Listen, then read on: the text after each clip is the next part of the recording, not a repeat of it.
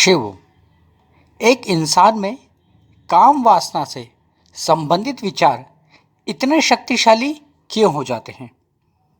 ऐसा क्या कारण होता है कि इंसान इन विचारों से मुक्त ही नहीं हो पाता है और विचार इतने बढ़ जाते हैं कि वो शारीरिक क्रिया करने पे मजबूर हो जाता है। कई बार वो पागल हो जाता है, कई बार उसका मन भटकने लग जाता है, मन में बेचैनी बनने लग जाती है, नींद नहीं आती है, तनाव रहने लग जाता है। मन किसी भी तरीके से उस इच्छा की पूर्ति में रात दिन भटकता रहता है, सोचता रहता है, सोशल मीडिया में भटकता रहता है। इसका सबसे बड़ा कारण क्या होता है? आज हम इसे थोड़ा सा समझ लेते हैं। प्रकृति ने हमें एक शक्ति प्रदान करी, वो है भोग विलास। इस शक्ति के द्वारा इंसान एक नए जीव की उत्पत्ति करता है, पर इंसान ने अपने दिमाग को इस तरह से निर्मित करा कि वो किसी व्यक्ति को देखेगा तभी उसमें आकर्षण आएगा, आकर्षण के बाद उसके अंदर भोग विलास की इच्छा पैदा होगी। जब वो इच्छा पैदा होती है तभी वो किसी से रिलेशन बना पाता है। अगर उसकी इच्छा ही नहीं होगी तो वो रिलेशन नहीं बना पाएगा, ना कोई आगे संतान की उत्पत्ति कर सकेगा। जब यह शक्ति हम अनियंत्रित कर देते हैं तो यही शक्ति हमें नियंत्रित करने लग जाती है। क्यों? क्योंकि अब जो प्राकृतिक कारण था वो था संतान की उत्पत्ति, पर हमने क्या करा, उसे एक मनोरंजन में तब्दील कर दिया। और मनोरंजन कभी भी एक नहीं होता है, वो भटकता रहता है। क्योंकि कभी इस स्त्री में ये अंग की विशेषता दिखेगा, कभी दूसरी में दूसरे अंग की विशेषता दिखेगा, किसी का रूप दिखेगा, किसी की हाइट दिखेगा, किसी के शरीर का आकार दिखेगा, हर जगह वो भटकता ही रहेगा। तो उससे वो संतान की उत्पत्ति वाला नियम तो छोड़, मनोरंजन की नियम में लग जाता है। और जब वो भटकना शुरू करता है तो मन इतना बेचैन हो जाता है कि वो कई बार गलत कार्यों के द्वारा उस इच्छा की पूर्ति करता है। जब वो इच्छा की पूर्ति करता है तो उसे लगता है कि वो सुख हो रहा है, यानी उसे आनंद आ रहा है। वास्तव में आनंद नहीं आ रहा है, तुम्हारे मन ने ही तुम्हें अपने वश में कर लिया है, जिससे वो तुम्हें कमज़ोर कर रहा है। मन इतना शक्तिशाली हो जाता है कि इंसान को स्त्री बगैर रहने की इच्छा ही नहीं हो पाती।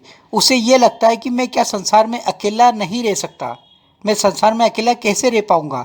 इसका कारण होता है मन, जो तुम्हें इतना दबा देता है, इतना डरा देता है कि इंसान स्त्री बगैर जीवन की कल्पना ही नहीं कर पाता। और इसका दिमाग में इतना हावी हो जाता है कि वो 24 घंटे किसी न किसी कारण से, किसी न किसी तरीके से उस चीज़ की पूर्ति करना चाहता है।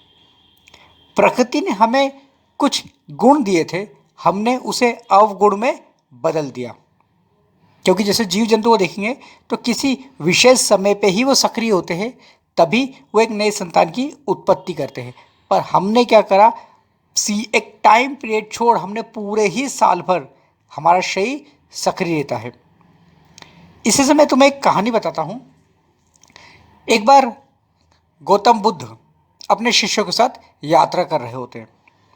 उन्हें एक निर्वस्त्र स्त्री नदी में बहती दिखती है। गौतम बुद्ध उसे उठा लेते हैं और उसे ले जाके एक तरफ बिठा देते हैं। वहीं एक शिष्य देख रहा होता है। गौतम बुद्ध से पूछता है कि हमारे उसमें तो ब्रह्मचर्य का नियम है, हम स्त्री को नहीं छू सकते, और आपने तो स्त्री को छू लिया। तो गौतम बुद्ध ने कहा, मैंने तो इसके सिर्फ भौतिक शरीर को छुआ था, मैंने किसी पर दया मात्र करने के उद्देश्य से इसको उठाया था, पर तुमने तो उसके अंगों को अपने मन में भर लिया। तुम्हें एक निर्वस्त्र स्त्री दिखाई दी, पर यहाँ पे वो कोई बीमार या मजबूर स्त्री नहीं दिखाई। क्यों? क्योंकि तुम्हारे मन में काम वासना के अभी भी विचार भरे हैं कि ये निर्वस्त्र स्त्री है। यहाँ पे निर्वस्त्र स्त्री नहीं है, यहाँ पे एक मजबूर स्त्री है, जिसके कारण तुम्हारा मन अभी भी उस चीज़ को उसी रूप में देख रहा है। इसीलिए कहा जाता है कि इंसान जैसे मान लीजिए एग्जाम्पल के लिए कोई स्त्री किसी बच्चे को स्तनपान करा रही, तो आपकी निगाहों में वो गलत दिखने लग जाएगा, आप गौर से देखने लग जाओगे, अरे वो उसका प्राकृतिक कर्म है। जैसे गाय होती है, गाय अगर अपने बच्चे को दूध पिला ली तो तुम कभी गौर नहीं करोगे, पर स्त्री कराएगी तो तुम बहुत गौर करोगे। क्यों? क्योंकि तुम्हारे मन में ये भावना नहीं है कि वो प्राकृतिक कर्म हो रहा है, संतान को भोजन करा रहा है। पर हम क्या देखते हैं? उसे भोग विलास, और हम उसे मन में भरते रहते हैं। और यही चीज़ें हमें टीवियों में, चैनलों पे, गूगल्स पे, पिक्चरों में, सब में दिखाई जा रही है, और हमारे दिमाग में एक गंदगी भरी जा रही है, क्योंकि वो चाहते हैं कि तुम उन भोग विलास के विचारों में फंस जाओ। क्योंकि जब तुम मजबूर हो जाओगे, यानी एक तरीका वो तुम्हें चाहते कि नशा करो। इसका मैं साधा सा उदाहरण बता रहा हूँ। जैसे मान लो कोई सिगरेट या दारू नहीं पीता, तुम्हारे दोस्त आएंगे, तुमसे कहेंगे चलो आज थोड़ा सा पी लो, हमारी तरफ से फ्री फ्री फ्री। कुछ दिनों तक वो फ्री कराएंगे, जब तुम्हें लत लग जाएगी तब तुमसे पीना शुरू करेंगे, बोले चलो आज तुम पिलाओ। अब यही आदत होती है जो टीवी चैनलों के माध्यम से तुम्हारे दिमाग में भरी जा रही है। कामुकता, हर फिल्म के अंदर प्रेम, प्रेम मतलब काम वासना ही होता है, सेक्स ही होता है, प्रेम का अर्थ तो कुछ भी नहीं है। क्यों? क्योंकि जब प्रेम करोगे तो शारीरिक संबंध तो बनाओगे सही, क्योंकि शारीरिक संबंध बनेगा नहीं तो पूर्णता होगी कहाँ? क्योंकि किसी व्यक्ति को पा लेना ही प्रेम की पूर्णता मानी जाती है। पर जब तक अगर तुम उससे रिलेशन ही नहीं बना पाओगे तो प्रेम कहाँ से पाओगे? इसीलिए इंसान का दिमाग इन वस्तुओं में फंस जाता है। और यही कारण है कि सन्यासी तपस्वी ब्रह्मचर्य को सबसे पहले नियंत्रण करने की कोशिश शुरू कर देते हैं, क्योंकि वो जानते हैं यही चीज़ सबसे दुखदायी होती है, क्योंकि ये प्राकृतिक गुण है, और प्राकृतिक गुण को तोड़ने पे ही व्यक्ति सन्यासी या सिद्ध बन पाता है। लोग थोड़ा सा देखा, मन में भटकाव आ गया, स्त्री देखी, कामुक हो गए। अरे सिर्फ वो एक शरीर है, हाड़ मांस है। अब अगर तुम जिंदा देख रहे हो, अगर कोई स्त्री तुम्हारे सामने मरी पड़ी है तो तुम्हारी देखने की इच्छा तक नहीं होगी, चाहे वो निर्वस्त्र क्यों ना पड़ी हो। क्यों? क्योंकि वो लाश है, उसके अंदर प्राण नहीं है, और जब प्राण नहीं है तो तुम्हारे अंदर भी आकर्षण की क्षमता नहीं महसूस होगी। यही कारण है कि इंसान को अपने मन को वश में करने का अभ्यास करना चाहिए, स्वयं को वश में करने की कोशिश करना चाहिए। उसके लिए सबसे अच्छा होता है त्राटक, आत्मसम्मोहन, क्योंकि त्राटक के द्वारा हम शक्ति अर्जित करते हैं, आत्मसम्मोहन के द्वारा अपने आप को प्रोग्रामिंग करते हैं, और वो प्रोग्रामिंग करते हैं जो प्रकृति ने हमें दी है। उस प्रोग्रामिंग को बदल के हम हमारे अनुसार एक नई प्रोग्रामिंग शुरू करते हैं, जिससे काम वासना के विचार दबते हुए चले जाए। देखो क्या होता है, दोनों कर्म अपनी अपनी जगह सही है।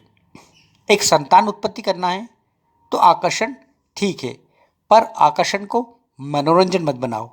जब उस चीज को तुम मनोरंजन बना दोगे तो वही दुखदाई हो जाता है। इसलिए सन्यासी अपने मन को इस तरह से वश में करते हैं कि स्त्री कैसी भी हो, वो सकारात्मक ही उसे देखते हैं। प्राचीन समय में इसीलिए सबसे पहले युवा अवस्था में बाल ब्रह्मचर्य का नियम दिया था, और वही अवस्था पहले मान्यता होती थी। आजकल तो हर कोई माता पिता अपने 2 साल के बच्चे, 12 साल के बच्चों के हाथ में मोबाइल दे रहा है, और मोबाइलों में अश्लीलता ही प्रस्तुत की जा रही है। तो ये देख लो कि तुम तुम्हारे बच्चों को बचपन से ही काम वासना, भोग विलास की चीज़ों में ऐड कर रहे हो, जोड़ रहे हो, और तुम्हें पता नहीं चलेगा। और जब बच्चा नेगेटिव चीज़ में फंस जाता है तो माता पिता कहते हैं कि हमारा बच्चा गलत कार्यों में फंस गया। तुमने ही उसे रास्ता दिया था, कभी तुमने उस पर निगाह नहीं रखी, तुमने कभी उसको देखा नहीं। बच्चा कर रहा है, बच्ची कर रहा है, क्या कर रहा है किसी को पता नहीं। हर कोई 24 घंटे मोबाइल में बैठा है, क्या कर रहा है पूछो, पर हम पूछेंगे नहीं, क्योंकि हमारा अहंकार कि हमारा बच्चा श्रेष्ठ है। और यही सबसे बड़ी गलती होती है। इसीलिए अगर तुम्हें अपने आप को नियंत्रित करोगे तो तुम संसार को भी जान सकोगे। जो स्वयं के मन को जानता है वो दुनिया के मन को आसानी से पहचान सकता है। इसलिए भोग विलास में फंसने की बजाय उसको अपने वश में करने की आदत डालो, जिससे तुम पूर्ण पुरुष बन सको। शिवम।